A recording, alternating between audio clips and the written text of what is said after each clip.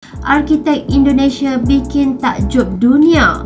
Proses pembuatan jalan tol terpanjang di atas laut Nusantara. Wow.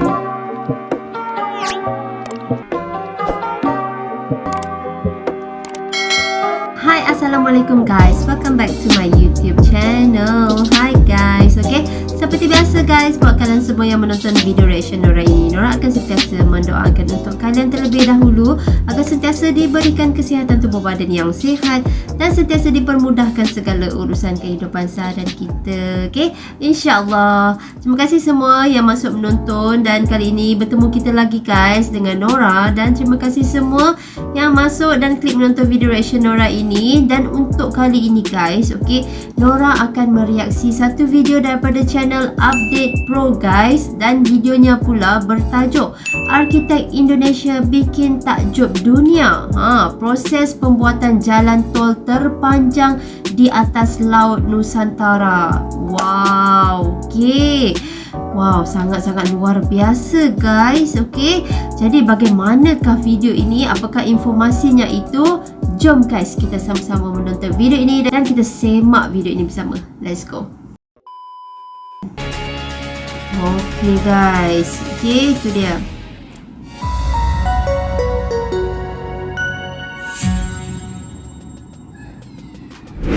Jalan tol adalah salah satu fasilitas publik yang dibangun untuk memudahkan akses masyarakat ke berbagai tempat. Meski berbayar, fasilitas yang satu ini selalu berhasil menjadi pilihan pengguna jalan karena dapat memotong waktu tempuh sekaligus bisa terhindar dari kemacetan jalan raya. Betul. Nah, ngomong-ngomong soal jalan tol, di Indonesia ada sebuah jalan tol baru yang melintasi lautan, loh guys. Tol dengan pemandangan super beautiful ini dibangun dengan teknologi super canggih yang membuatnya nggak kalah dengan mega proyek luar negeri, utamanya di beberapa negara maju. Lalu kira-kira gimana ya caranya membangun jalanan seperti ini di atas laut? Padahal ini di Indonesia loh. Nah, buat menjawab segudang pertanyaan di kepala kalian, pas banget nih. Kali ini Mimin bakal jelasin soal proses pembuatan jalan tol terpanjang di atas laut Nusantara. Mulai dari di mana letaknya, siapa kontraktornya, bagaimana tahap awalnya, bagaimana tahap akhirnya, berapa lama pengerjaannya, hingga berapa anggaran yang dihabiskan. Oke guys, oke. Jom guys, kita semak video ini sama-sama guys. Yang pertama, mari kita kenalan dulu ya guys dengan tol lintas laut yang super mega ini. Namanya adalah Tol Bali Mandara, yang mana Mandara merupakan singkatan dari Maju, Aman, Damai, dan Sejahtera. Seperti tujuan dibangunnya jalan tol ini. Dengan panjang 12,7 km, tol di atas air ini menghubungkan 3 wilayah penting di Bali yang disebut dengan segitiga emas, yakni Ngurah Rai, Benoa, dan Nusa Dua. Dengan demikian, akses dari wilayah utara ke wilayah selatan Bali yang biasanya hanya bisa diakses pada jalan bypass I Gusti Ngurah Rai, kini sudah ada opsi jalan tambahannya. Tak hanya menawarkan fasilitas perjalanan yang sangat memudahkan, Tol Bali Mandara ini juga menyuguhkan panorama sangat indah yang mengarah ke laut dan pesisir pantai di sekitarnya. Apalagi ketika berkendara di jam-jam matahari terbenam, maka kalian bakal disuguhkan keindahan sunset dan golden hour berlatar birunya air laut. Wah, udah bisa ala-ala drama Korea nih guys, berkendara di atas jembatan Sungai Han. Lalu dengan hasil sebagus dan sekeren ini, kalian tentu penasaran kan siapa kontraktor atau penggarapnya? Dibangun dengan konstruksi dan desain yang keren, kalian pasti nggak nyangka kan? Kalau mega proyek Bali yang satu ini 100% merupakan karya anak bangsa. Awalnya proyek ini digarap oleh PT Jasa Marga Persero Tbk yang bekerja sama dengan PT Pelindo 3 Persero, PT Angkasa Pura 1 Persero, dan PT Pengembangan Pariwisata Bali Persero. Keempat perusahaan ini bekerja sama secara patungan untuk pembangunan Tol Bali Mandara. Tak lama kemudian turut bergabung berbagai kontraktor terkemuka tanah air, mulai dari PT Wijaya Karya Persero Tbk, PT Adi Karya Persero Tbk, dan PT Hutama Karya Persero. Ketujuh perusahaan BUMN inilah yang kemudian bekerja sama dan membuat perjanjian perusahaan patungan yang diberi nama PT Jasa Marga Bali Tol. Nah, perusahaan baru inilah yang memegang penuh kendali pengerjaan Tol Bali Mandara, mulai dari perencanaan, pembangunan, hingga pengelolaan. Nah, selesai bahas penggarap alias kontraktornya, selanjutnya kita beralih ke pembangunan tahap awal.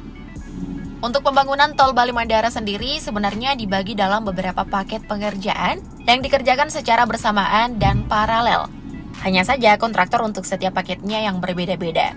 Nah, sebelum dilakukan pembangunan tahap awal, juga terlebih dahulu dilakukan persiapan dan perencanaan berupa pengaturan tata letak fasilitas dan sarana proyek yang akan digunakan. Setelah itu pembangunan tahap awal Tol Bali Mandara dimulai dengan pemasangan tiang pancang yang nantinya akan menjadi penyangga atau penopang jalan tol yang lebih cocok disebut jembatan ini. Adapun spesifikasi tiang pancang yang digunakan yakni setinggi 12 meter yang kemudian ditancapkan di titik-titik dasar laut yang telah ditentukan dengan kedalaman mulai dari 2 hingga 4 meter. Kemudian tiang pancang ini akan dipotong sesuai dengan ukuran atau elevasi yang juga telah ditentukan sebelumnya. Wow, luar biasa guys. Untuk tol atas laut sepanjang 12,7 km ini guys. digunakan sebanyak 14.000 lebih tiang pancang yang didatangkan langsung dari Surabaya menggunakan jalur darat. Setelah pemasangan seluruh tiang pancang, maka yang selanjutnya dilakukan adalah pengecekan kekuatan tiang pancang, apakah mampu menahan beban yang akan diberikan atau tidak. Selanjutnya, tiang pancang ini akan diberi penghubung yang nantinya akan menjadi lantai jalan tol. Untuk menguatkan konstruksi, penghubung tiang pancang ini juga diberi campuran semen dan batu bara agar strukturnya menjadi lebih rapat dan awet. Dengan struktur yang rapat, air laut tidak akan meresap ke dalam beton dan dapat mencegah korosi atau karat. Nah, setelah pembangunan tahap awal tol di atas laut ini rampung dikerjakan, selanjutnya kita beralih ke pembangunan tahap akhirnya. Pada bagian tahap akhir pembangunan jalan tolnya, lantai jalan yang sudah dirapatkan tadi selanjutnya akan dilakukan pengaspalan. Adapun material yang digunakan dalam tahap pengaspalan ini berasal dari Bali sendiri. Sedangkan untuk bahan baku aspalnya yang berjumlah lebih dari 50.000 ton didatangkan langsung dari Surabaya. Untuk prosesnya sendiri, ya hampir mirip dengan pengaspalan jalan yang sering kita jumpai pada umumnya. Mulai dari mengamparkan material yang terdiri dari pecahan batu dan pasir, yang kemudian diratakan dan diberi cairan aspal agar mengeras. Nah, sampai di sini bisa dibilang kalau jalan tol yang dibangun ini sudah sepenuhnya terbangun. Hanya saja ada bagian paling penting yang menandakan bahwa jalan ini merupakan jalan tol. Jalan tol. Kira-kira bagian apakah itu? Yap, gerbang tol. Setelah penyelesaian jalan tol rampung secara keseluruhan, yang terakhir dikerjakan adalah bagian gerbang tol yang terdiri dari 3 gerbang, yakni gerbang Nusa Dua, gerbang Ngurah Rai, dan gerbang Benoa. Ketiga gerbang tol ini dibangun dengan sistem yang sangat canggih, tetapi tetap menggunakan desain ala Bali. Gimana guys menurut kalian? Di atas laut dan disuguhi bangunan gerbang secantik ini tentu bikin perjalanan semakin menyenangkan, bukan? Nah, dengan proses pembangunan yang sangat panjang ini, kira-kira berapa lama para kontraktor membangunnya? Meski memiliki konstruksi bangunan super besar dan megah, kalian pasti nggak nyangka nih guys. Kalau ternyata Tol Bali Mandara yang membentang sepanjang 12 km plus ini dibangun dalam jangka waktu yang singkat, yakni 18 bulan saja. Jalan tol ini mulai dibangun sejak bulan Maret tahun 2012 lalu, kemudian diselesaikan pada bulan Oktober tahun 2013. Namun sebelum rampung secara keseluruhan di bulan Oktober, jalan tol ini sudah diresmikan terlebih dahulu pada tanggal 23 September 2020 oleh Presiden Susilo Bambang Yudhoyono.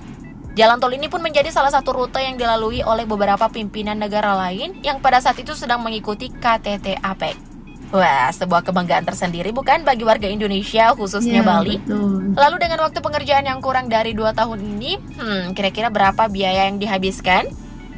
Dilansir dari laman Tranesia.com, Tol Bali Mandara yang dibangun di atas laut milik Indonesia ini merupakan salah satu jalan tol dengan biaya konstruksi super mahal.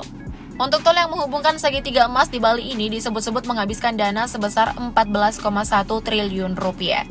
Kerennya, dana pembangunan jalan tol yang satu ini murni bersumber dari dana dalam negeri dan tidak berasal dari hasil pinjaman luar negeri.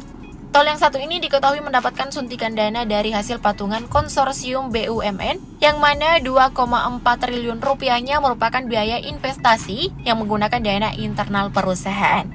Kemudian untuk dana lainnya bersumber dari pembiayaan dalam negeri dengan komposisi 30% dana perusahaan dan 70% dari pinjaman sindikasi perbankan dalam negeri.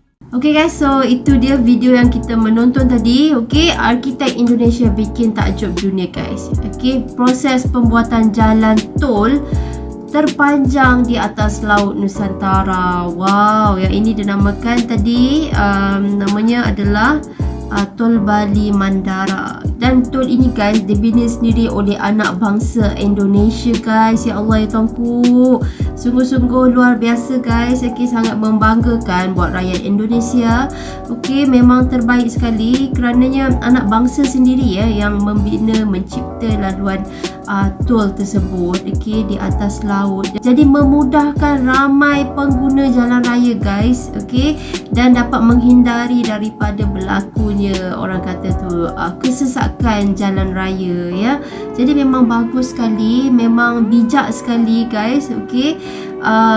Dan sangat-sangat kreatif ya kerana anak bangsa Indonesia dapat membangunkan jalan tol, okey, di atas laut ya yang cukup luas sekali. Ya Allah, memang cantik sekali, penuh sistematik ya, laluan itu penuh tersusun, okey, tersusun. Okey, jadi memang keren sekali lah, memang luar biasa sekali guys. Okay, Nora sebagai orang Malaysia, okay, memang berbangga guys, okay, melihat yang ini.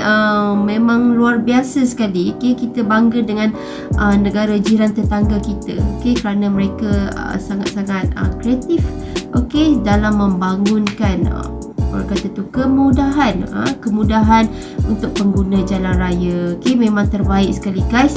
Okay, jadi apa pandangan kalian guys? Jangan lupa untuk tinggalkan komen di bawah ini. Okay, kerana Nora nak baca komen daripada kalian semua. Terima kasih semua yang menonton sehingga habis video reaction Nora. Dan guys, jika kalian semua ada video yang ingin Nora react, jangan lupa untuk tinggalkan komen di bawah ini. Okay, baik, so itu sahaja daripada Nora dan berjumpa kita di next video yang seterusnya. So, Assalamualaikum semua.